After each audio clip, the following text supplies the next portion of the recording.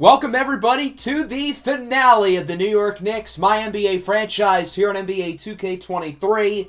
Before we get started, I have a very quick announcement. Tomorrow night at 8 p.m. Eastern Time will be the live premiere of the team reveal for the NBA 2K24 series here on the channel. The series trailer, again, will be premiering here on YouTube, 8 p.m. Eastern Time tomorrow. Be there live to find out who we will be using for next year's series. But before we get into 2K24, we've got to put a bow onto this series as we near a conclusion with our Knicks and Timberwolves. The two teams are getting a little bit older, and we're going to go as long as we need to see everybody wrap up their careers. So far, the Knicks have won 5 championships, while the Timberwolves have won 3. Minnesota has won 2 in a row, though. They are slowly but surely catching up to the Knicks, and we'll see if they can possibly pass them in today's episode. Apollo Thanopoulos won an MVP as well. So let's take a look at what happens here going into the offseason of 2038. Yes, we are very far into the future, starting with retirements, and there is quite the list here, which includes Anthony Edwards. I'm a little bit surprised that Jason Tatum, at 40 years old, is sticking around. Yet Anthony Edwards, who hasn't really gotten much worse, is going to retire now at the age of 36. Ant-Man had a very solid career, obviously starting off in Minnesota, and then we made the big move to go out and trade for him with the Knicks. We believed that he was the missing piece for a championship, and that proved to be correct. Anthony Edwards' first 2 seasons here, we won the finals, and we added 3 more later, and Edwards never really got worse. He continued to be an all-star player really up until the last season or so. He finishes as a 5-time champ and a 6-time All-Star, only a 2-time All-League performer, and both of those were with the Timberwolves, but still a very, very good career for Anthony Edwards. And while we may have overpaid to get him, Coco Diablo and Apollo Thanopoulos are probably future first-ballot Hall of Famers. I think the trade still worked out for the Knicks because we were still able to build a dynasty, largely because of the addition of Anthony Edwards. Other retirements here include Shai Gilgeous-Alexander, and this one is interesting because for a large chunk of this series, we had our eyes on trading for him. This was the guy who I wanted, and it never happened. And he had a very good career, obviously, mainly with OKC and Golden State. Other retirements here include LaMelo Ball, Evan Mobley, former NBA Finals MVP, Nikola Jovic, Jalen Duren, Jeremy Sohan. A lot of the rookies from the 2022 draft are retiring now. That's how far ahead we are, so presumably we're going to continue to see guys who were drafted in this series retire next. LaMelo, Mobley, Edwards, and Shai all make the Hall of Fame, and they all get jerseys retired. LaMelo with the Hornets, Edwards with the Knicks, Shai with Golden State, not OKC, and then Evan Mobley with Cleveland, but not Dallas, the team who he won a Finals MVP with. Odd. Let's move into the draft. The Knicks have a lottery pick. We'll be selecting 9th overall in this year's draft. And here's a look at the results of the draft. The Knicks added some size of Brandon McLeod being the top selection. The Knicks actually had 3 first-rounders, so a busy draft for New York.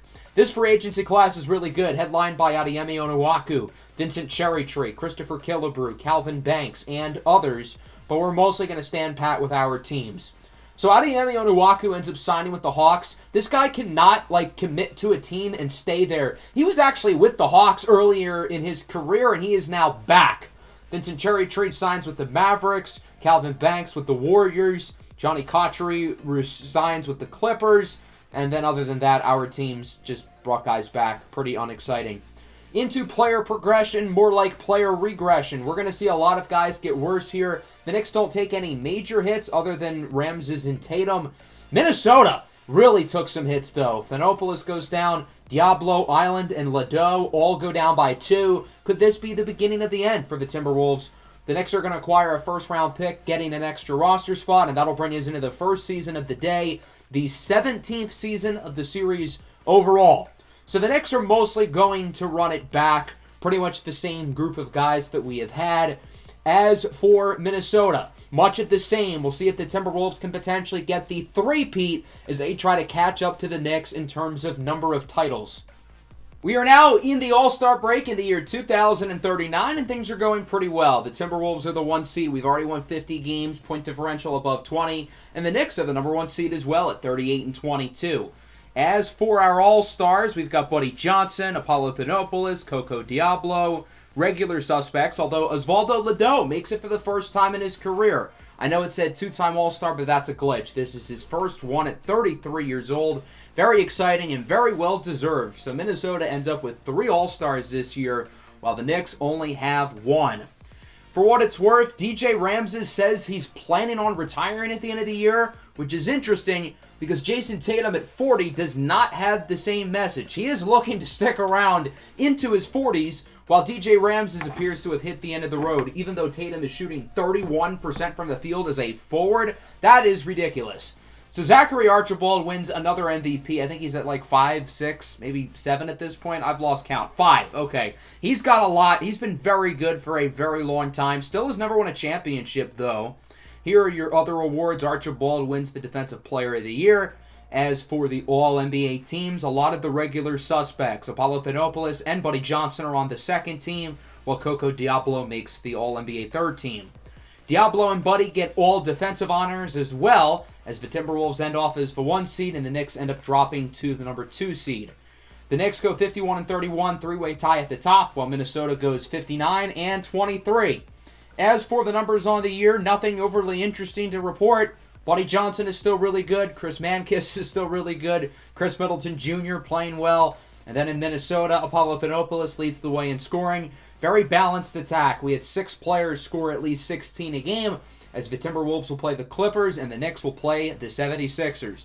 We're going to try to move a little bit faster through the playoffs because we're going to get through a lot of seasons today. The Timberwolves sweep the Clippers, but the Knicks need 7 games with Philly, and both Buddy Johnson and Cesar DiCarlo will not play in Game 7 as they are both injured, and it doesn't look like that's going to stop us. We are steamrolling the 76ers, and we end up winning by 31 points. Chris Mankiss leads the way with 34 and 13, I think.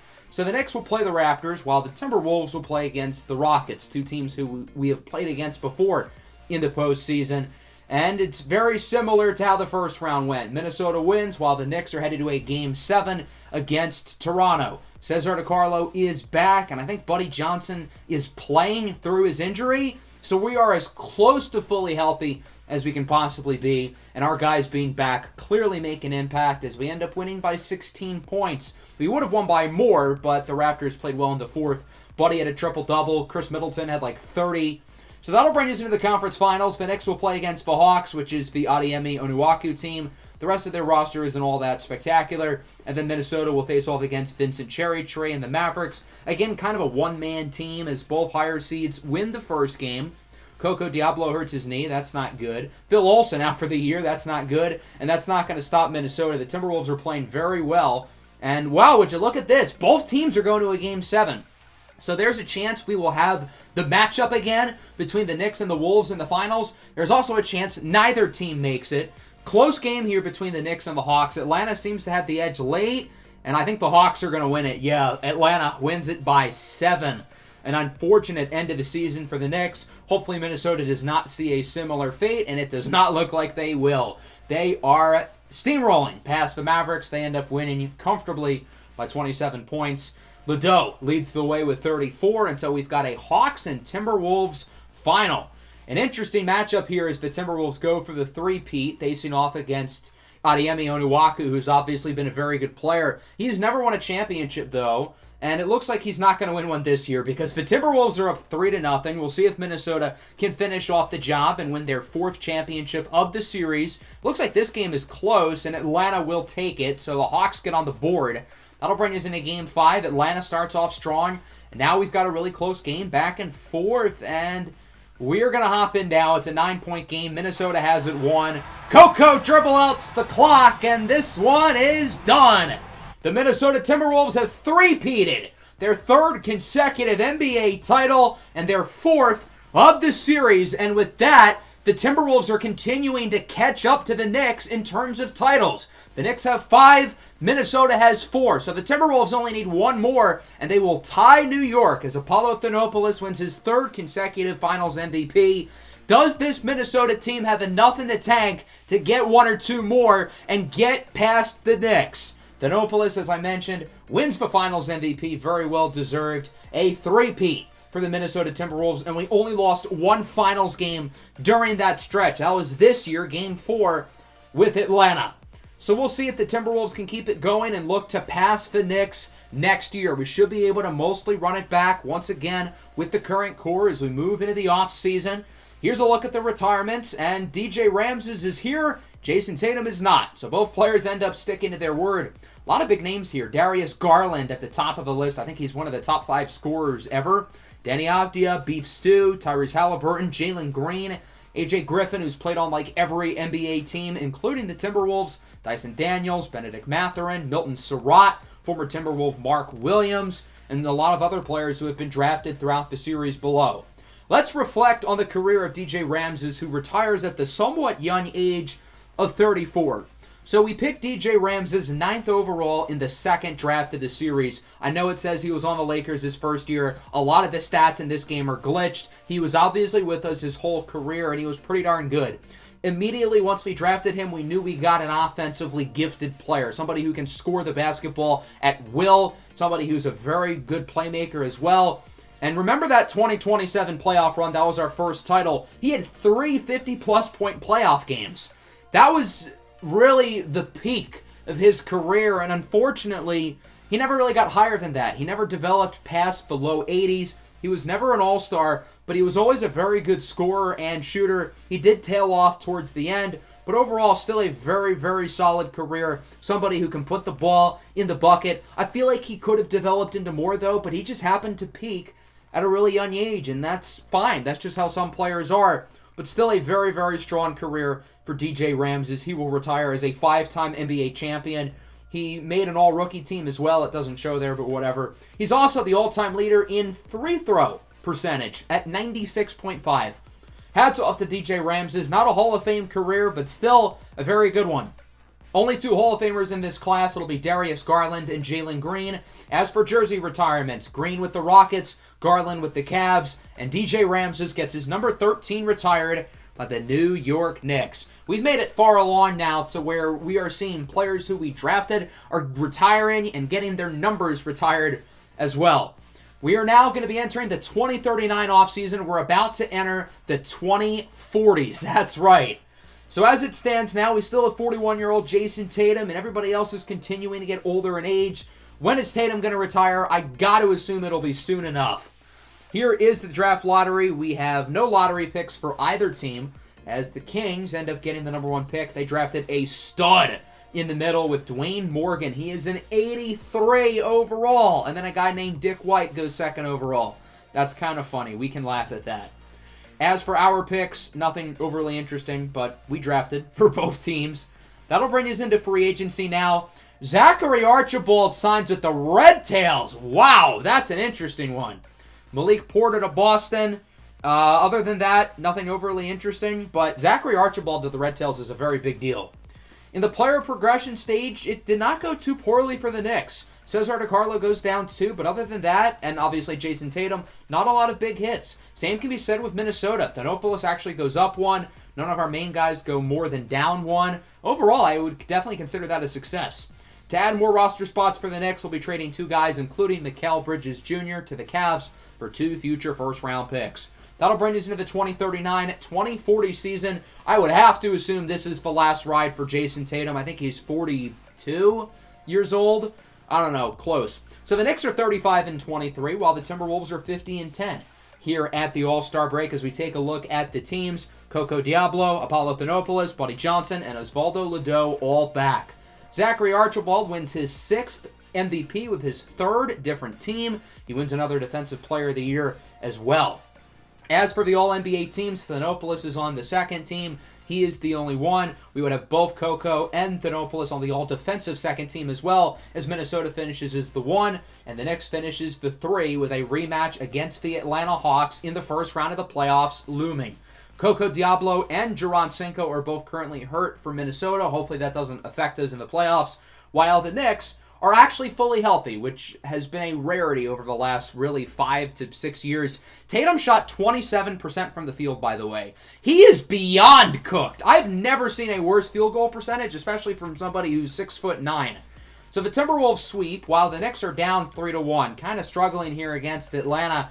We'll see if we can get by him in Game 5. It looks like we will by 15. I don't know how the Hawks got the 6th seed after making the finals last year. They still have Adeyemi Onuaku, obviously, as it looks like we win Game 6. The Hawks in danger of blowing a 3-1 lead, and it looks like that's exactly what's going to happen.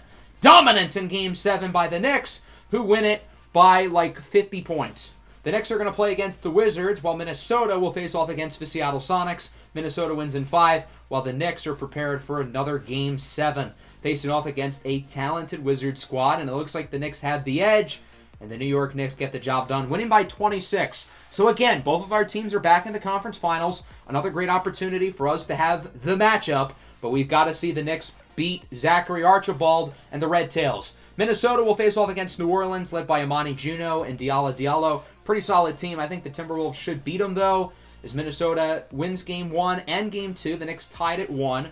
Minnesota is taking care of business, as are the Knicks. Or are they? The Knicks are up 3-1, but now we've got to head into a Game 7, and this game looks quite close, but the Red Tails take it away in the fourth quarter. The Knicks blow a 3-1 lead after coming back down 3-1 early in the playoffs, and now the Timberwolves will face off against Zachary Archibald and the Red Tails in the finals. Archibald's had such a great career, 6-time MVP, but he's never won a championship. He's never even made one. This is his first NBA Finals appearance. He's finally made it. He's gotten rid of the playoff choker narrative that I assume that NBA media has probably given him. But it looks like he's doing pretty well. We're tied at 2. We win Game 5. So into Game 6, can the Timberwolves get the job done? Close game, but it looks like we have the edge. And yeah, it looks like Minnesota's going to win this one. We're going to hop in for the celebration. And there you go.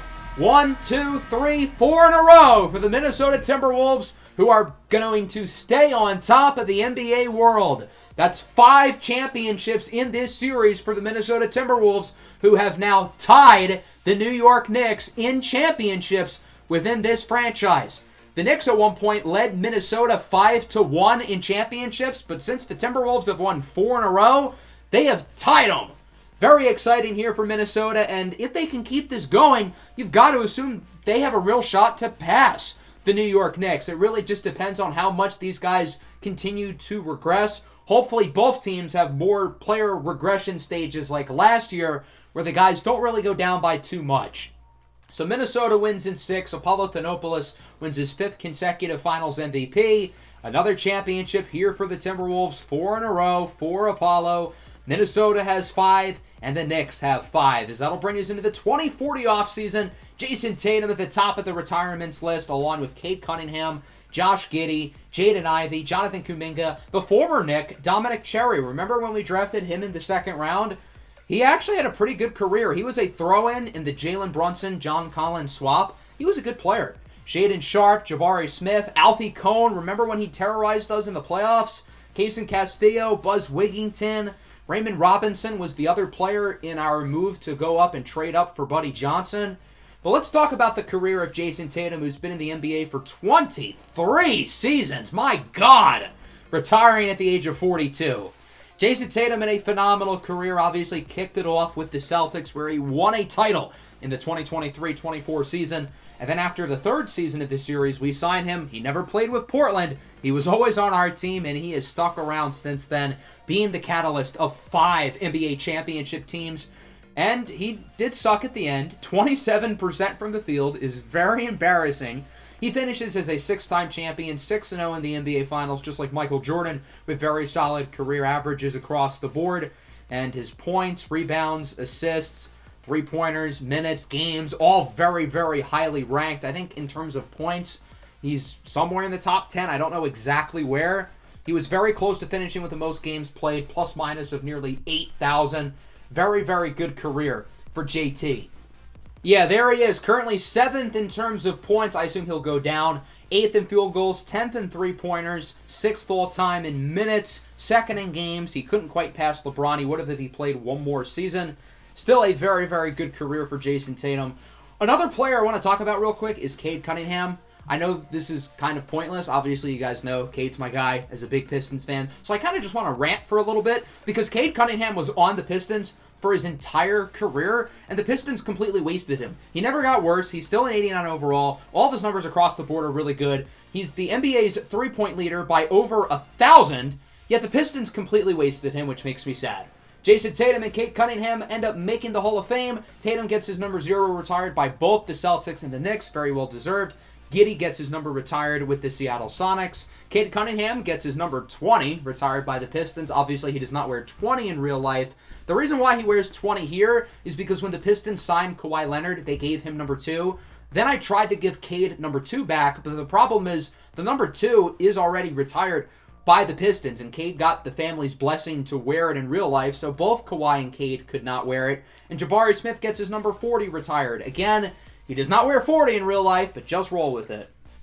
So with that, there are only 3 real players left in the NBA, being Scotty Barnes, Chet Holmgren, and Paolo Banchero. Those are the only real players left, the 3 oldest players currently in the league. We've made it so far that Cesar DeCarlo is on the top of the list of the oldest players in the NBA, and all of the other guys on our teams are not going to be too far behind him.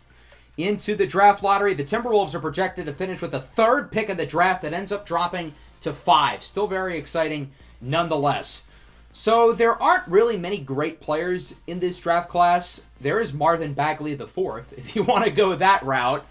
But there isn't really anybody here who's worth the 5th pick. So we're going to trade it along with a future first to the Pacers for Emery Shabazz, 32 years old. He's a very, very good forward. He spent most of his career with the Bucks. He's bounced around a little bit after that. But I think he'll be a good fit here, and we don't really have to worry about paying anybody in the near future, so I don't think the money is going to be that big of a deal. The guy I would have selected is Lee, the forward, who ended up going to the Pacers. We did at the Knicks draft Marvin Bagley IV as well, for what it's worth. In free agency, Tegan Crouch with the Denver Nuggets. That's a big deal. Milos Jovic to the Rockets. G.J. Gardner leaves Atlanta for the Mavericks. And other than that, nothing overly notable. Into the player regression phase. Buddy Johnson is starting to go down slowly but surely. He's now a 90. Cesar DeCarlo down to a 78. I'm not sure how much longer he plans on sticking around. And look at this in Minnesota. The backcourt really taking a trend downwards. Diablo goes down 3. And Ledoux goes down 2.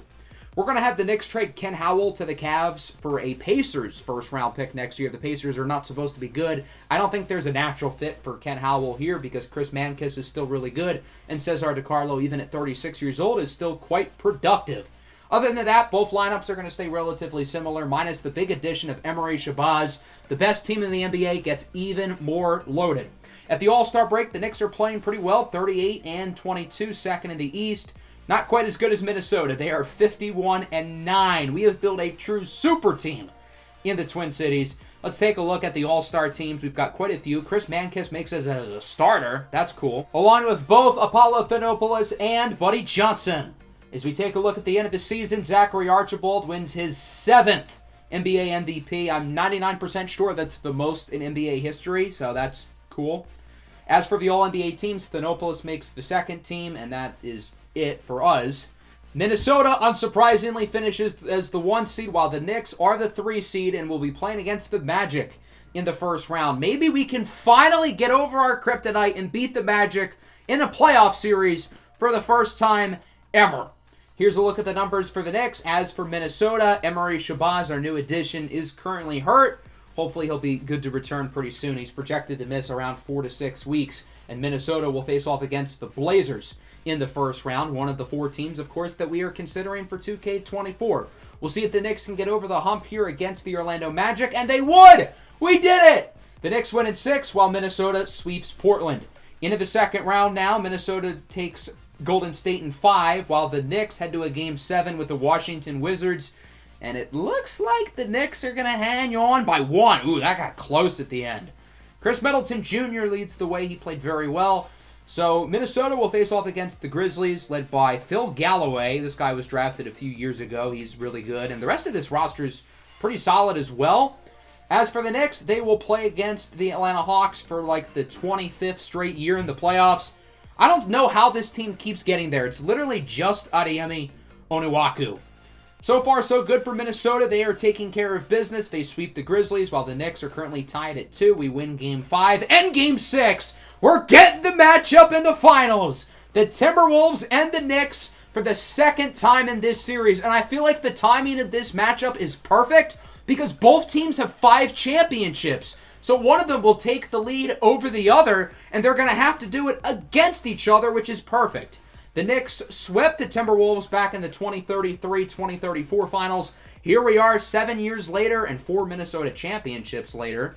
So we will simcast here this first game, and it looks like Minnesota will dominate. The Timberwolves are definitely the better team. They're definitely the favorite. This is absolutely their series to lose.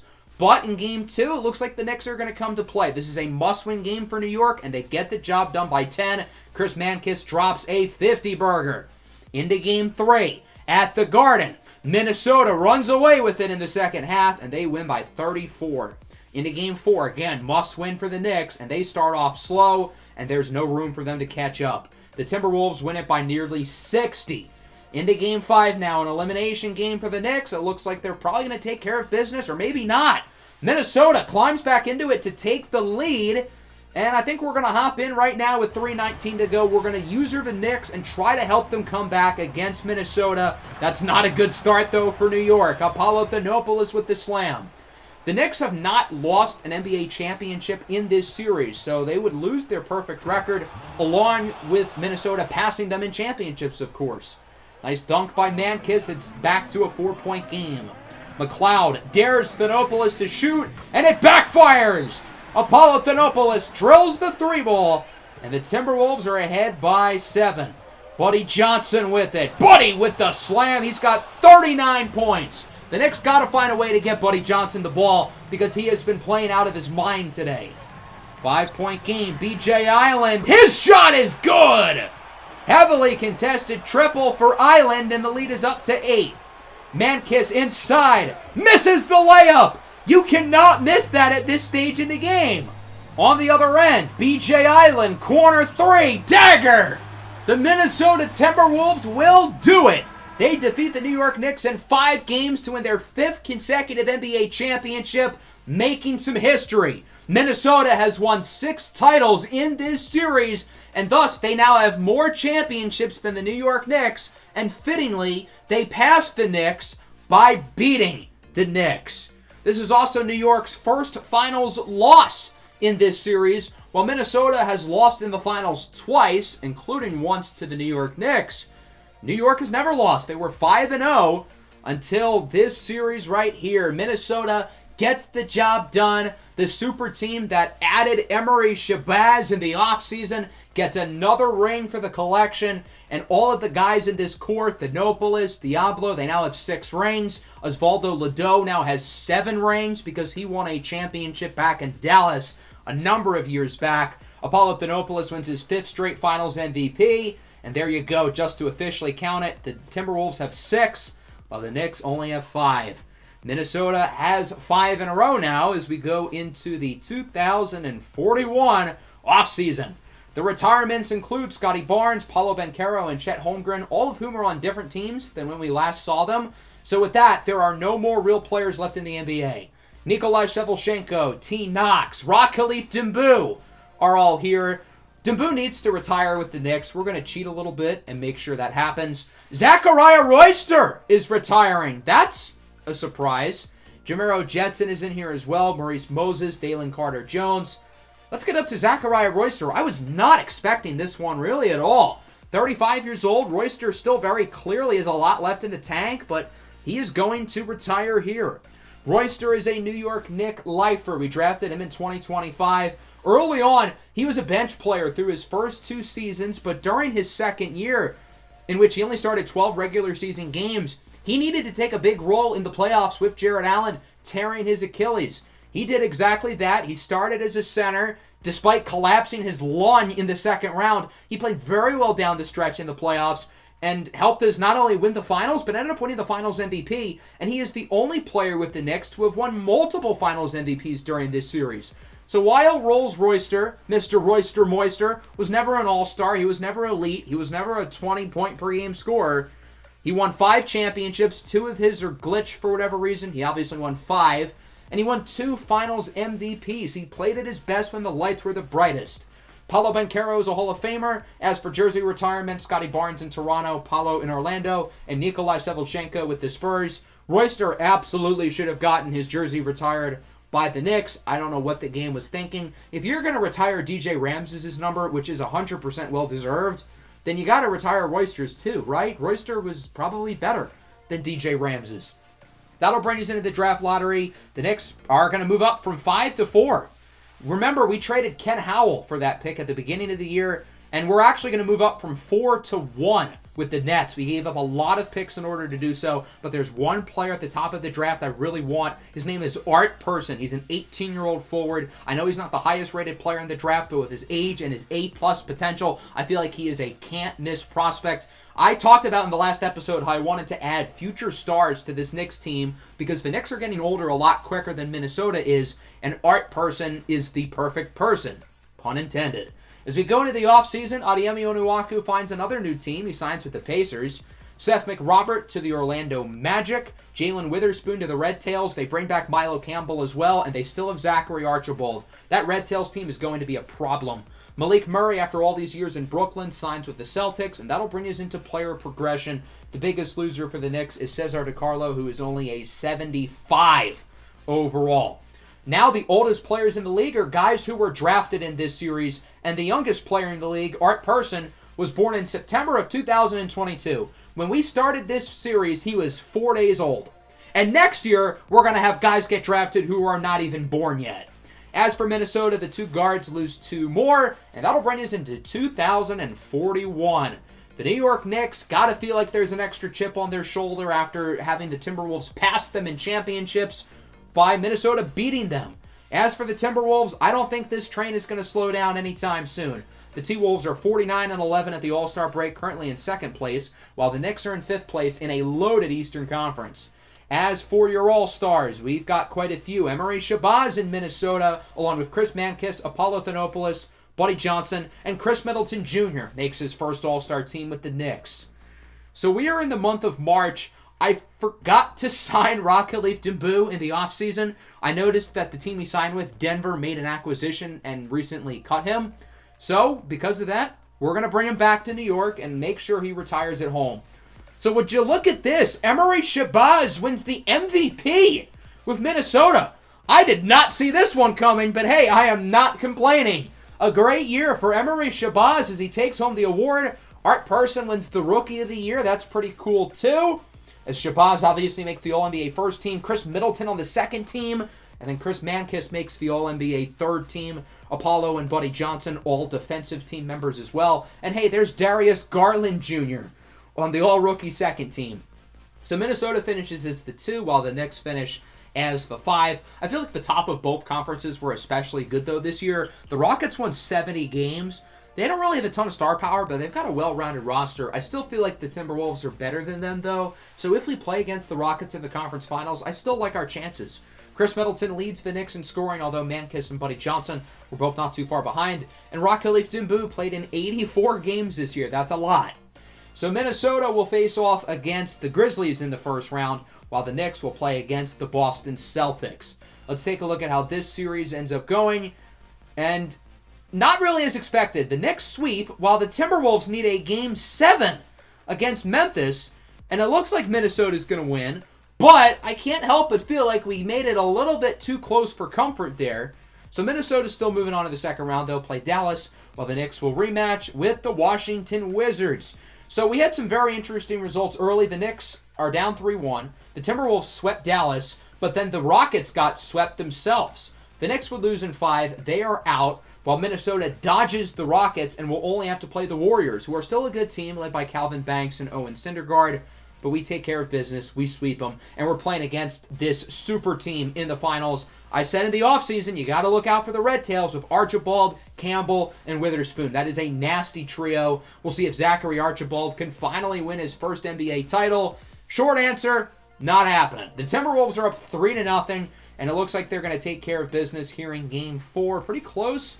Ooh, wow, the Red Tails take the lead. We're going to have to hop in and see if the Timberwolves can get the sweep. Here's Diablo for the tie. His shot rattles out, but Apollo Thanopoulos is there with the putback off the offensive rebound. That's on Zachary Archibald. He's got to get that rebound. He's the best player in the world. He's got to make that play for the Red Tails. Baltimore still up by 1. Campbell inside. Floater no good. Nice defense by Minnesota. They've got a chance to take the lead. It's in the hands of the MVP. Emery Shabazz over to Thanopoulos for the lead. Apollo Thanopoulos puts Minnesota up by 1. Off the inbound. Who's going to get the ball? Obviously Zachary Archibald, who takes Thanopoulos to work. Too easy. It's a 1-point game. Not a lot of time left. Minnesota with it potentially for the win. Thanopoulos misses the layup, and it's Archibald with the rebound. After an inbound, it's Milo Campbell at the free-throw line. The multi-time All-Star guard sinks the first free throw to bring the lead to 2. Second one, no good. Rebounded by Phil Olsen as the Timberwolves are going to call a timeout. BJ Island, for what it's worth, has fouled out of the game, so I think this is the right group of 5 to have on the floor. The Timberwolves have options. You can go for the 2 and try to tie it, or go for the 3 and try to win it. Whatever is open, I think you just got to take it. Phil Olsen on the inbound. He gets it to the MVP, Emery Shabazz. He wants the ball. Shabazz to Olsen in the corner for the win. It's good! Phil Olsen has won the finals for Minnesota. What an ending! As the full court shot is no good and it's officially done. Of all people to hit the game winner, it's not Coco Diablo, it's not Apollo Thanopoulos, it's not the MVP Emery Shabazz. It's Phil Olsen who drills the 3 at the buzzer for the Timberwolves, who have now won 7 championships in this series, 6 in a row. To be exact, as they get the edge over the Red Tails. Zachary Archibald shaking hands with Emery Shabazz. It's Shabazz's league now, I guess. But Apollo Thanopoulos still wins the Finals MVP. That is his 6th in a row. He's putting up Michael Jordan numbers with the championships, although he and Coco both passed Michael Jordan in championships, as they now have 7 total. A great playoff run for Minnesota, who has won all 4 titles in today's episode. Why slow down, though? Let's keep it going as we move into the 2042 offseason. Cesar DiCarlo is at the top of the list of retirements. He's joined by Jaden Lewis-Cameron, Malik Murray, Skylar Fields, the former Timberwolf. Isu Odu is in there. G.J. Gardner, I.K. Youngston. Jaron Cinco retires with Minnesota. So let's look at Cesar DiCarlo, the Italian stallion who hangs him up at 38 years old after 19 seasons in the NBA. So if you remember when we started the series and we did our very first prospect profiles, DiCarlo was projected to be one of the highest picks in the draft. It was Christopher Killebrew at 1 and DiCarlo at 2. And obviously neither of those guys went number 1. It was Jaden Lewis-Cameron. But DiCarlo got injured in Italy. He tore his Achilles, and because of that he fell. And he fell quite a bit to the 11th overall pick. When we drafted him, a lot of people were very skeptical about it. And I will say there probably were better players drafted behind him. The other player we considered, Levi Beauregard, was not better than him, though. So I think between those two, we got it right. And DiCarlo did struggle with durability early on. He did not play 9 games in his second season. That is glitched. But still, in his second season, he got injured literally 9 seconds into the year. And I'm not exaggerating. It was literally 9 seconds into the season. However, as we go up, a lot of full seasons. He did a really good job of staying healthy up until the end when he got older, which is normal. And as a player, he was really good. He consistently averaged double-digit points per game. Obviously, his passing was his best asset. He was the facilitator and floor general of the offense. Solid defensively. And he was a pretty poor shooter early on, but he did really improve as an outside shooter throughout his career. Never a great three-point shooter, but he was good enough. And obviously a 5-time NBA champion. I don't think we're looking at a Hall of Famer, but still a very, very solid career from the Italian stallion, Cesar DiCarlo. Pretty talented group of retirements elsewhere, including Skylar Fields, who of course was with the Timberwolves for a while, had a solid career once he left Minnesota, although he never really found a true home. And then Isu Odu with the Knicks. He's been here for 16 years. Odu never really had a set role here. He was always like one of the last guys off the bench, but he was always a very steady and reliable player. Malik Murray goes into the Hall of Fame. He is the first drafted player to be a Hall of Famer, and fittingly, it's somebody who was drafted in the second round. Malik Murray gets his number retired with the Nets, DiCarlo with the Knicks, and Jaden Lewis-Cameron with the Rockets. So Cesar DiCarlo is gone, and now Rock Khalif Jimbu is the oldest player on the team. Buddy Johnson's 36, Diablo is 37, Thanopoulos is 35. Everybody's getting older. That's the name of the game as we get into the NBA draft lottery. Our teams do not have any picks here as the Thunder get the number 1 pick. So the top prospect in this draft looks like an absolute monster. I gave up all I could for the Knicks to try to move up. It's not going to happen. Terrence Prince is an 82 overall. This guy is an absolute beast. And the scariest part about him is he was born in 2024. So currently, there's some lady out there who recently conceived an elite blue chip NBA draft prospect and doesn't even know it. That child is a fetus somewhere. As we take a look at the free agency, we're going to have the Knicks go after Christopher Killebrew. He has spent his entire career with Utah. The Jazz don't seem to plan to bring him back, and we need a big. So, why not? Christopher Killebrew ends up accepting, so it looks like he will finish out his career as a New York Knick. I also tried to get the Knicks to sign Dalen Battle. Unfortunately, that's not going to happen. So Jaden Carroll is going to be our backup option. I also wanted to bring back Brendan McLeod as well. He would eventually say no, though, as we take a look at the free agency results around the league. Vincent Cherrytree signs with the Kings. Noah Kogan, after all those years in Seattle, signs with the Celtics. The Celtics lose Boris Forbes, who signs with Baltimore. As if the Red Tails can get any better, they have 4 86-plus players. We only have 1. And Buddy Johnson is only an 86. He took a big hit within his rating. Killebrew goes down by 4 as well. Minnesota, it wasn't so bad, though. Other than Osvaldo Ledo, nobody went down by more than 1. So we are now in 2042, 2043. I don't know. I've lost count. The Knicks look quite a bit different with some retirements and new additions, while the Timberwolves look mostly the exact same. The Timberwolves are still very much the team to beat, as Minnesota is the 1 seed, while the Knicks are only the 6 seed. As we take a look at the All-Stars, we've got Apollo Thanopoulos, Buddy Johnson, Emery Shabazz, and Chris Mankiewicz, the usual suspects. Dwayne Morgan wins the MVP with the Kings. He is the first auto-generated player in the series to win an MVP, and I think he's only in like his 3rd season. He was drafted earlier today.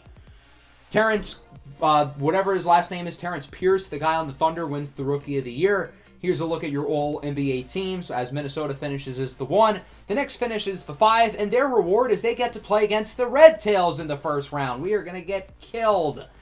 Very balanced attack here for Minnesota. As for the Knicks, Art Person, the young guys continuing to produce. Chris Mankiewicz ended up leading the team in scoring. So Minnesota will play against New Orleans, while the Knicks had the pleasure of getting smacked by the Baltimore Red Tails. And sure enough, that is exactly what would happen. The Knicks end up losing in 5. The Timberwolves are kind of struggling here. They need 6 to get by New Orleans, and will face off against the Denver Chicken Nuggets in the second round. They sweep them, and now are going to go against the Dallas Mavericks. This team is led by a guy named Alex who has like an accent mark on his name. I don't think I've ever seen an Alex with an accent mark on their name, but okay. Minnesota takes care of business. They sweep through and are going to go against the Boston Celtics in the finals, led by Jamal Wallace and the recently signed 38-year-old Noah Kogan. Minnesota wins Game 1 and Game 2 and Game 3. We'll see if Minnesota can finish off the job here in Game 4, and it looks like we will. Another title here for Minnesota. Let's hop in and finish it off. Another one bites the dust, folks. That is 7 consecutive titles for the Minnesota Timberwolves and 8 total. What a dynasty this team has turned into. Maybe not as impressive as we had in the Sonic series last year where we won 17 in a row, but still very good nonetheless. And I can't help but wonder, how much more does this team have left in the tank? I mean, for Christ's sake, our 2 starting guards are both 38 years old. It feels like this team is on their last legs, but they're continuing to get the job done. Apollo Thanopoulos wins the Finals MVP, just as he has throughout the past 7 years, as that'll bring us into another offseason with a long list of retirements, including Christopher Killebrew and Rock Khalif Jimbu from the Knicks, and then Coco Diablo and Osvaldo Ledo in Minnesota, and then other good players around the league too. There's Christy Dawson in Minnesota, Seth McRobert, future Hall of Famer, he is done. So we'll start with Christopher Killebrew, who wasn't here long, only 1 season with the Knicks after spending his entire career with the Jazz.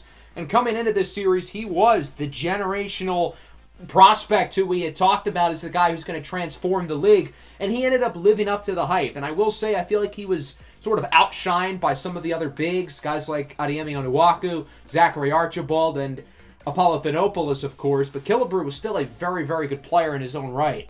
Ra-Khalif Doumbou was the textbook definition of a bucket. The guy knew how to put the ball in the basket, and once he left the Knicks, he was really at his best with Toronto and then some really good Milwaukee teams. He bounced around a little bit, came back here, still productive, shooting over 44% from three.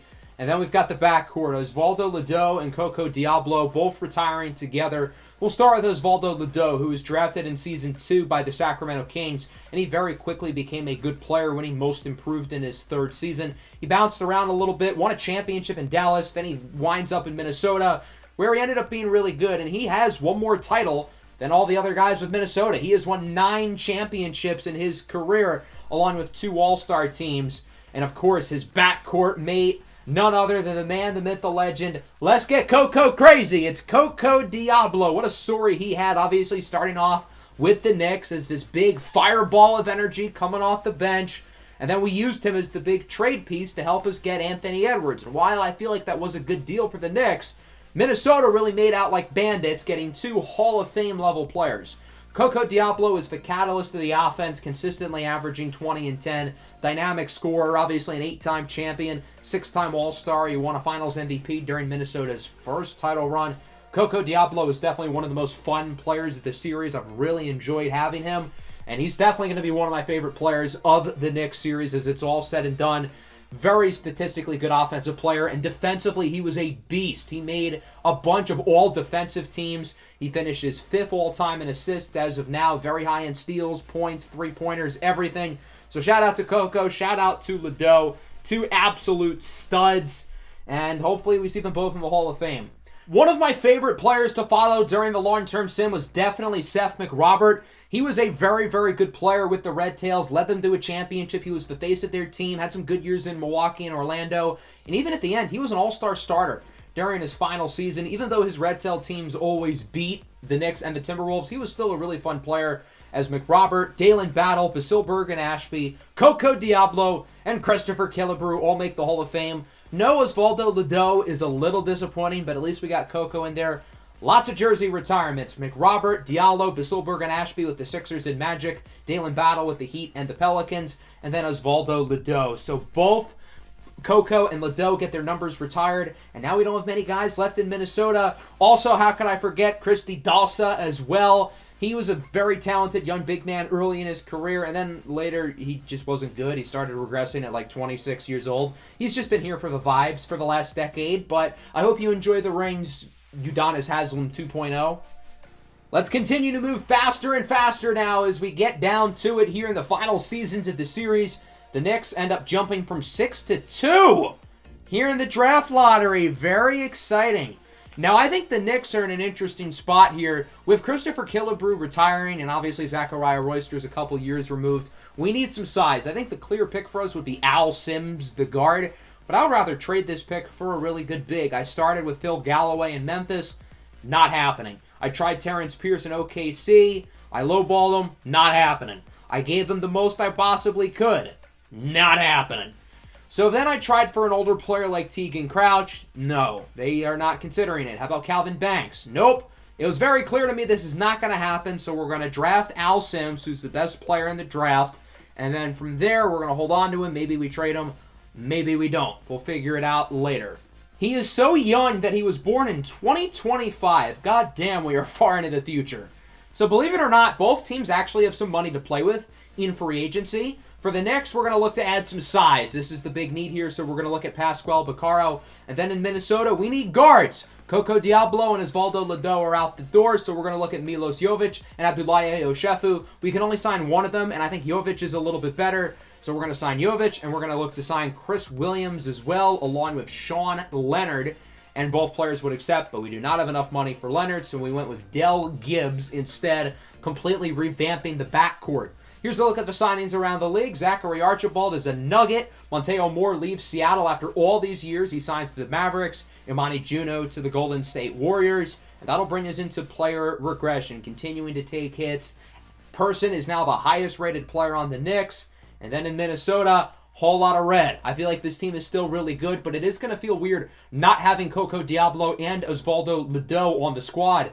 The Knicks kind of lack star power, with our best player being an 86 overall. But around the league, these rosters have gotten considerably worse.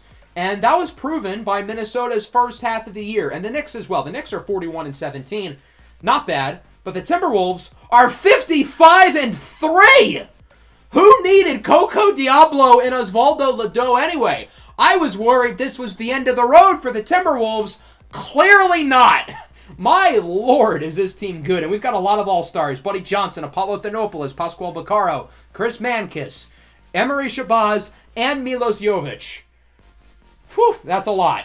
There's only 5 players who are higher than 90 overall to put things in perspective. And there are some teams in the league who don't even have an 80 overall, whereas our teams have like 6 and 7. Dwayne Morgan wins another MVP. Pascual Baccaro, 6th man of the year with the Knicks. The Timberwolves ended up going 74-8, which is obviously the greatest record in NBA regular season history. That'll obviously get them the 1 seed, while the Knicks get the 3 seed, and we will get to play against Orlando, while Minnesota will face off against the Clippers. What a year for the Timberwolves. I really thought that it felt like the dynasty was going to start going downhill. Now, that clearly could not be further from the truth. This team is playing their best basketball, even without our 2 amazing guards, and that's going to continue here. Both teams sweep in the first round. The Knicks get the pleasure of playing against the Red Tails, while Minnesota will play the Grizzlies, and both teams win. Could we get the matchup again in the finals, as the Knicks are going to play the Wizards, and the T-Wolves are going to face off against the dynamic duo of Tegan Crouch and Zachary Archibald in Denver. That's a nice team. That's not going to stop Minnesota, though. We would end up winning the series in 6. As for the Knicks, not so lucky. They lose in 5. So we will get the Timberwolves and the Wizards in the finals. Washington's playing competitively. They're up 2-1. Now Minnesota takes 2 in a row, and we'll see if the Timberwolves can get their 8th consecutive NBA title. It looks like it's going to happen. We've seen all the celebrations. We don't need to hop in. Minnesota wins it in 6. Apollo Thanopoulos wins another Finals MVP. That is his 8th. He has won every Finals MVP during our streak. That is ridiculously impressive. As we go into the offseason, a lot of big names retiring. Johnny Cotchery, the all-time assist leader. J.J. Henderson, Noah Kogan, Milo Campbell, Chris Williams retires as a champion in Minnesota. But other than that, nobody for the Knicks and T-Wolves. Jalen Witherspoon, Noah Kogan, Johnny Cotchery, Milo Campbell, and Dorian Dipree all make the Hall of Fame, and all 5 of them get their jerseys retired by their main teams. That'll bring us into the rest of the offseason as Malachi Branham Jr. goes number 1. That's how far along we are. Into free agency now. We're going to go after Adeyemi Onuaku for the Knicks. He's 38 years old, but he's still got a lot left in the tank, and I think maybe he could be the missing piece. Minnesota's going to go after Amani Juno, add some more guard play. Those were 2 of the biggest movers in free agency, along with Monteo Moore, who signs with the Grizzlies, and Alistar Gates, who leaves the Rockets after all these years, going to the Boston Celtics. Onuaku, Buddy, and Mankis all go down too as they continue to get worse, and the same can be said for Minnesota. So that'll bring us into the next season. I think we're in like 2046 or something. Again, I have lost count. I feel like these are the 2 best teams in the league. The Knicks had some star power of Onuaku. Minnesota's still very clearly really good. And the Knicks are the 1 seed, while Minnesota is the 2 seed. Plenty of all-stars once again. Chris Middleton Jr. is there. Apollo Thanopoulos, Art Person, Adeyemi Onuaku. Very good to see. No Buddy Johnson, though. Dwayne Morgan wins the MVP for a 3rd consecutive season. Monteo Moore Jr. is the only drafted player on the All-NBA first team. We still have some guys on the other teams. Chris Middleton Jr., all-defensive second team. Love to see it. As the Knicks end up as the 1 seed and the Timberwolves finishes the 3 seed. Could this finally be the beginning of the end for Minnesota? Art Person is to continue to develop into an all-out star. I don't think I mentioned him with the All-Stars, but I'm 99% sure he did make it, obviously. I would hope. The Knicks are going to play against the Celtics while Minnesota plays against the Grizzlies. And it looks like, oh my god, the Knicks lost. I think the Knicks were up 3-0 too. That's embarrassing to lose 4 straight games to an 8 seed. Minnesota's having no issues, though. They'll play against the MVP Dwayne Morgan in the conference finals. And it's too easy. Minnesota's lost 1 playoff game so far. Now we'll play against the Red Tails. Zachary Archibald is gone. Seth McRobert is gone. And they're still here. How about that? Minnesota wins Game 1 and Game 2. And they lose Game 3, but they win Game 4. So they'll take Game 5. Emery Shabazz wins the Finals MVP, not Apollo Thanopoulos. That is, I think, 9 consecutive championships now and 10 total for the Timberwolves in the series. Next year, we can make it a decade of 10 in a row. How about that? Let's hop into the offseason now. Retirements include Montejo Moore with the Grizzlies. Imani Juno retires as a champ. Zachary Archibald is done after 20 years. I think of all the drafted players in this series, he has had the best career. He has been so dominant as a big. He started off with the Miami Heat. He won multiple MVPs there. He won MVPs with Indiana. He won MVPs with Baltimore. That's 7 total, 17 All-Stars, but he never won a championship. LaMarcus Aldridge Jr. is there. That's how far along we are. LaMarcus Aldridge Jr. is too old to keep playing. Zachary Archibald, Montejo Moore, Imani Juno, Boris Forbes, and Abdoulaye Oshefu are all Hall of Famers. We're so far along that guys who were not even drafted during the series are in the Hall of Fame. Imani Juno gets his number retired by 2 teams. Moore, Aldridge, and Forbes get their numbers retired. And then Archibald gets his retired by the Heat, Pacers, and Red Tails. Good for him. 3 franchises retiring his number. In the draft, Christian Harris Jr. goes number 1. Again, sons of players who were drafted in this series are getting drafted now. I think Christian Harris, the dad, played for the Trailblazers at one point, although he played for like 10 different teams, so that's not that cool of a statistic, but still cool nonetheless. The Wolves drafted Fernando Delgado Jr., and the Knicks drafted Jason Clipso Jr. Again, drafting guys who have had their dads drafted in the series. So we've got some orders of business to work out in free agency. Art Person's a free agent. Adeyemi Onuaku's a free agent. They were both back in New York. Minnesota took care of business as well. Tegan Crouch ends up signing with the Clippers, and he's going to team up with Vincent Cherrytree. That's an interesting duo. Those guys are 2 very good players, very good perimeter defenders. Art Person is now a 90 overall, but everybody else is falling quite a bit. Middleton's only an 83. Onuaku's only an 83. Buddy Johnson is only an 80. And then Apollo Thanopoulos at 38 years old finally takes a big dip. He goes down 3 to an 86. This looks like the beginning of the end for Apollo Thanopoulos. Do the Timberwolves have one more in them? If anyone's going to stop him, I really think it could be the New York Knicks. I think this could be another year where these 2 teams match up in the finals. Art Person wins the MVP for the Knicks. How cool is that? Good for him. We traded up to get him, and he has really developed into an absolute superstar. I said the Knicks needed a new young star, and Art Person has been that person. The Knicks went 67-15. Emery Shabazz is the only drafted player, along with Apollo Thanopoulos and Calvin Banks, to make All-NBA teams. So again, the guys drafted in this series, there's less and less of them producing. Both teams ended up playing quite well. The Timberwolves were the 1 seed. The Knicks had the MVP. Again, it really feels like we could see these 2 teams match up in the finals. They're 1-1 against each other all time, so it would be perfectly fitting. Minnesota sweeps the Grizzlies while the Knicks sweep the Heat. Second round, both teams win in 5. Into the conference finals, both teams take care of business. So we're going to get the 3rd installment of the matchup. The Knicks and the Timberwolves battle it out in the finals. And again, I feel like the timing is really good. Minnesota's looking for ring number 10 in a row. But if the Knicks can win, they'll have the series edge. And this series is quite competitive. Minnesota leads it 3-2 going into Game 6. It looks like a very close game. But ultimately, the Knicks are going to take it home, and we are going into Game 7, the biggest game of this entire series. The Timberwolves have never played in a Game 7 during their long streak of winning in the finals. The only Game 7 that Minnesota has played in the finals, they actually lost to the Red Tails over a decade ago. Minnesota's got the edge here in Game 7, but the Knicks are going to storm back, and with 3 minutes to go, we're going to hop in. We're not going to control either team. We're just going to watch the show unfold to see who can win the finals. Apollo Thanopoulos, no good. Gets the putback layup, and we are tied at 110 as Minnesota looks for ring number 10 in a row and ring number 11 overall.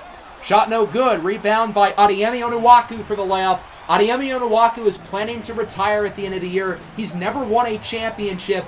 This is his opportunity to do it.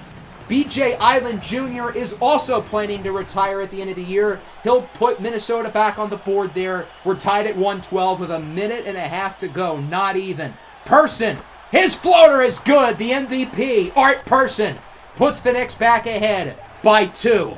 Minnesota playing clamping defense. Middleton snuffed by Milos Jovic.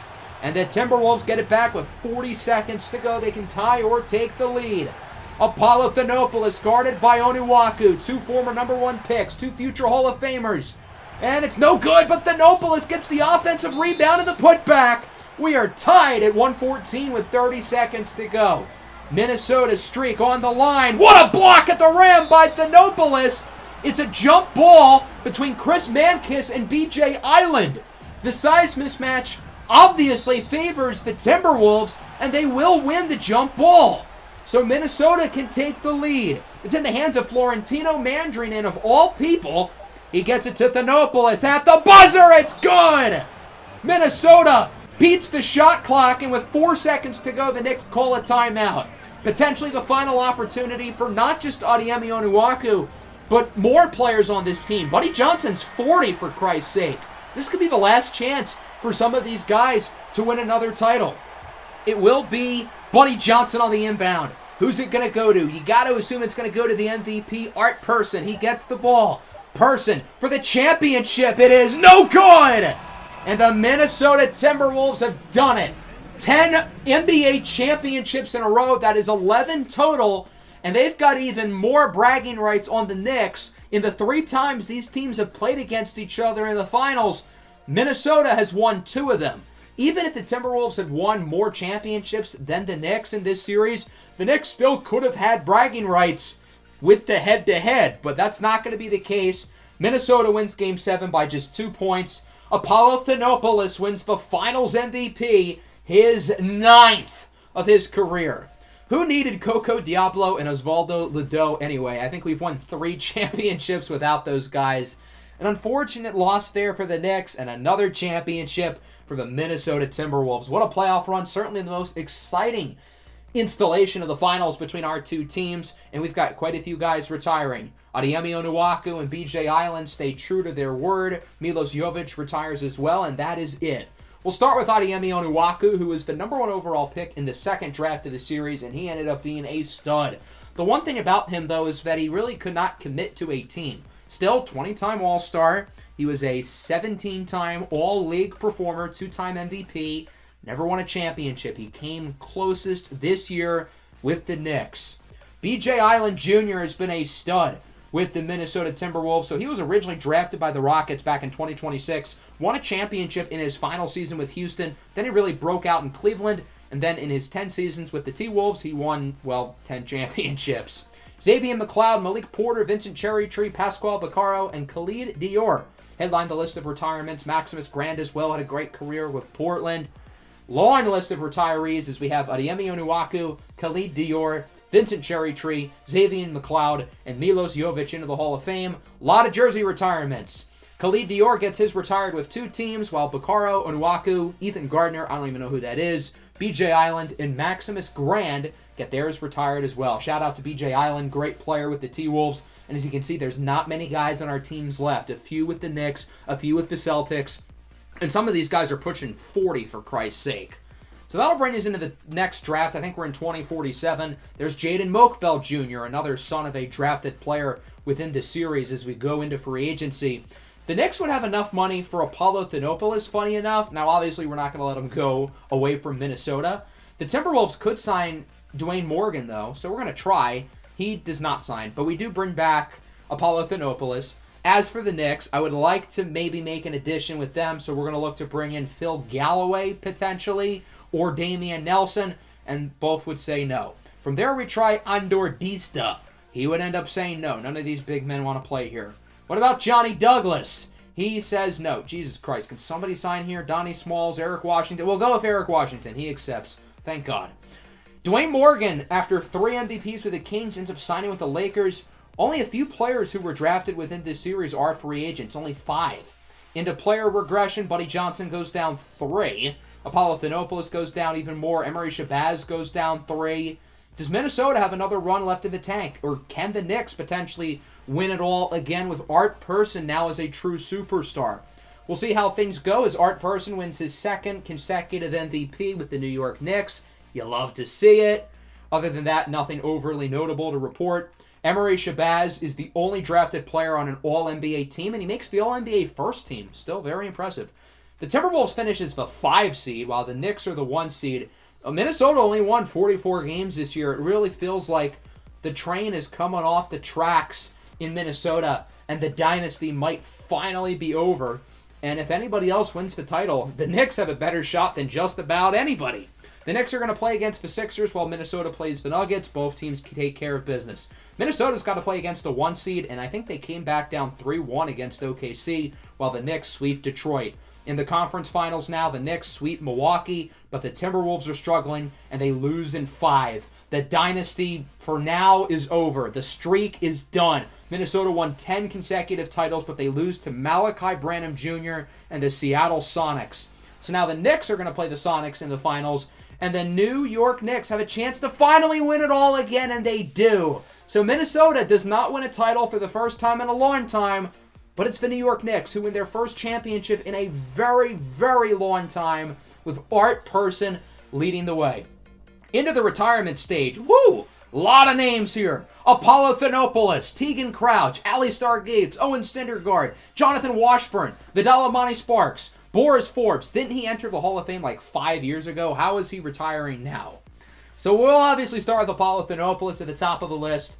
The number 1 draft pick in the 2026 NBA draft, and the other big piece of the Anthony Edwards trade. He was the number 1 pick. The Knicks sent it away to the Minnesota Timberwolves after winning the draft lottery that year, and he has been so consistent from his first year to his last. His numbers across the board are basically identical. I mean, he's been the same player since he was 19 years old. He averages around 20 and 12. He plays good defense.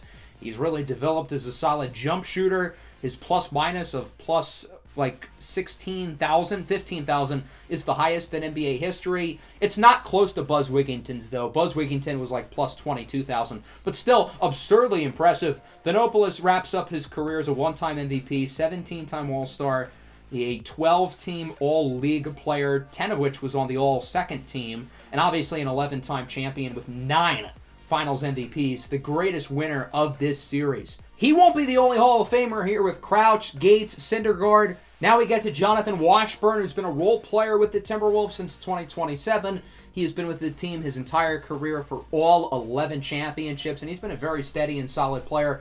And then we get to Vidal Amani Sparks, who's been really good depth down low over the last 18 years for the Knicks. He retires as a champion, having won 5 titles with the Knicks. Obviously, the Knicks have 6 total titles, but he was not on the team for the first one. Apollo Thanopoulos, Tegan Crouch, Alistar Gates, and Owen Syndergaard make the Hall of Fame, along with Boris Forbes again. Okay. As for jersey retirements, Alistar Gates, Tegan Crouch with both the Grizzlies and the Nuggets, and then Jonathan Washburn and Apollo Thanopoulos. So we do not have many guys left.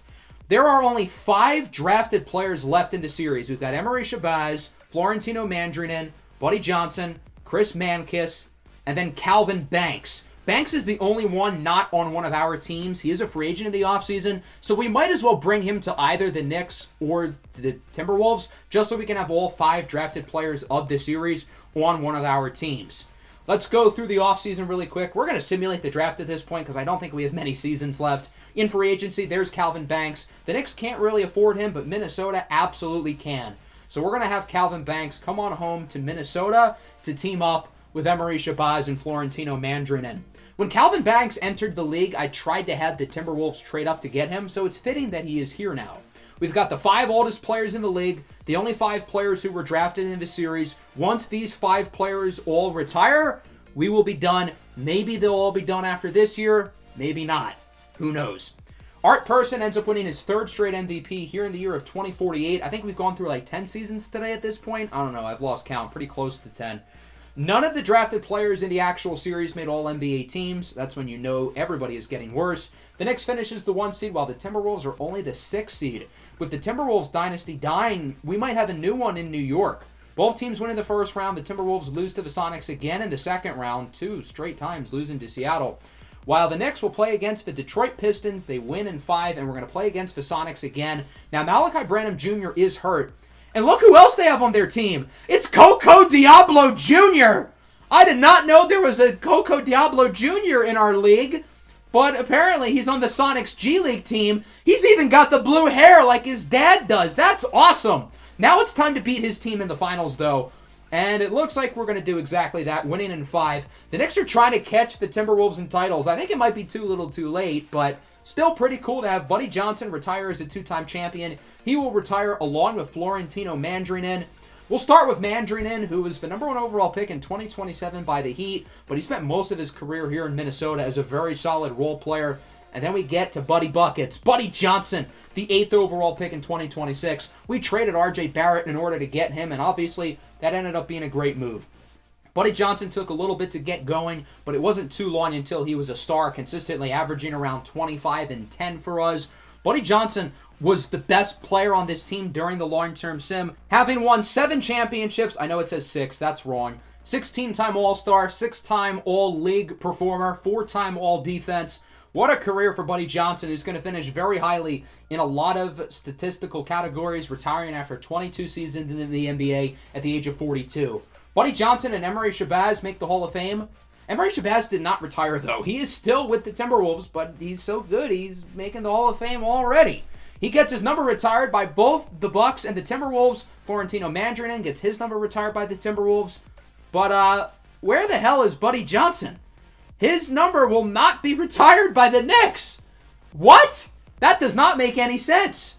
So with that, we are now down to 3 players. Calvin Banks, Emery Shabazz, and Chris Mankiss, the final 3. So in 2049, the Knicks ended up making it back to the finals. Art Person won another MVP, while the Timberwolves were only the 7th seed.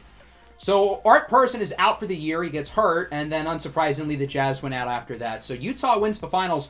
The New York Knicks had never lost a championship against somebody other than Minnesota until now, with Christopher Silverstreet winning the finals MVP. So the Jazz do win a championship in this series with a guy named Christopher leading the way. Maybe not the guy we expected, but it still happened. Then we will go to the offseason as Emery Shabazz, Calvin Banks, and Chris Mankiss all retire. That means we have made it to the end of the road. We'll start with Calvin Banks because he was only with the Timberwolves for 2 seasons, but he was great with both Phoenix and Golden State. And I wanted the Timberwolves to draft him. It didn't happen, and that really sucks because I think he could have been really good here. Then we get to Emery Shabazz, the number 2 pick in 2027. He was great with Milwaukee. Then he was in Phoenix and Indiana for a while. Then we had him in Minnesota. He wins an MVP along with 6 titles with the T-Wolves. Shabazz never really got worse. He was still an all-star last year. He made the All-NBA first team like 2 years ago, so he never really got worse. And then we get to Chris Mankiss with the New York Knicks. He's been with the team for 21 years, drafted out of the University of Miami. This was a very gifted offensive player, very similar skill set to Coco Diablo in my opinion, but not as good on defense. 5-time All-Star, 6-time champion. Again, he was not here for the first championship, but he was here for all the other ones. Going into the Hall of Fame, we've got those 3 guys along with Phil Galloway, and then jersey retirements, Calvin Banks with both the Suns and the Warriors. Nothing for Chris Mankiss. And then Emery Shabazz already got his last year. That's why he's not there. But I feel like Chris Mankiss should have. And with that, nobody who was drafted in the actual series is still here. We've made it so far that Chris Middleton Jr. and Giannis Antetokounmpo Jr. are the oldest players in the league. So with that, we have made it to the end of the series here in 2049. What a journey it's been. We're going to take a look at some of these leaders across the NBA because a lot of the guys drafted in this series and a lot of the guys already in the NBA are going to be here very highly in a lot of individual stats. LeBron was the all-time scoring champ, although Montejo Moore and Calvin Banks were both very, very close, and we had a number of our guys on these lists as well. This has been a really fun series, and I really like the twist that we ended up making with the Minnesota Timberwolves. I know it was kind of an out there idea at the time, but I feel like it was well thought out, and I feel like I executed it pretty well. I'm not sure if it's something I would do in the future, certainly not at the start of the next 2K cycle. We're going to start, obviously, with 1 team. Maybe we'll go back to this idea of controlling 2 teams. I do feel like it was really fun, and it didn't really make the long-term sim any longer. I feel like it was quicker to record this year's long-term sim than some of the previous ones, even though I controlled 2 teams, and even though this one went longer than some of the other ones I did, nearly making it to 2050. Still, it was really fun seeing all these young guys develop on both teams. In Minnesota, we had Apollo Thanopoulos, Coco Diablo leading the way. Those guys were a dynasty, winning 11 championships together, including 10 in a row. And then with the Knicks, usually my strategy in this series are to build through the draft. And we did that to an extent. Buddy Johnson, only 8 less games than LeBron. If only he had played 8 more. But we still built through the draft with the Knicks, picking guys like Cesar DiCarlo, DJ Ramses, Zachariah Royster, obviously Buddy Johnson, Chris Mankiss as well, and then players who we would use in trades like Coco Diablo, along with adding really good proven vets like Jason Tatum and Anthony Edwards to help propel the team to winning 7 titles. So Minnesota ended up getting the upper hand over the Knicks. They won 11 championships compared to the Knicks 7. 18 total titles for our 2 teams in the series. And in their 3 finals matchups, the Timberwolves ended up going 2-1 with a lot of Hall of Famers from both teams, a lot of drafted Hall of Famers here over the 2040s. This was a really, really fun series, a really, really fun group of players, and I feel like you guys, the subscribers, make it so fun because you guys create all of these players. All of these drafted players were made by you guys, and I'm excited that we're going to continue to do that for the 2K24 series, obviously, and hopefully beyond as well. Although I don't even know what I'm going to do tomorrow, let alone then a year from now. So let's not think too far ahead. I am really excited about the 2K24 series, though. Again, the team reveal is going to be tomorrow at 8 p.m. Eastern Standard Time. If you're not watching this, like right as it was uploaded, then the team reveal might be already out. So you should go and check that out along with the 2K24 series itself. We're down to 4 really good options: the Trailblazers, the Raptors, the Wizards, and the Jazz. It'll be one of those 4 teams tomorrow, and obviously the series itself will be kicking off this Friday when the game comes out. So for the final time in the Knicks, and I guess Minnesota Timberwolves franchise as well, I hope you guys enjoyed. Make sure to leave a like and subscribe to the channel if you are new. Peace out.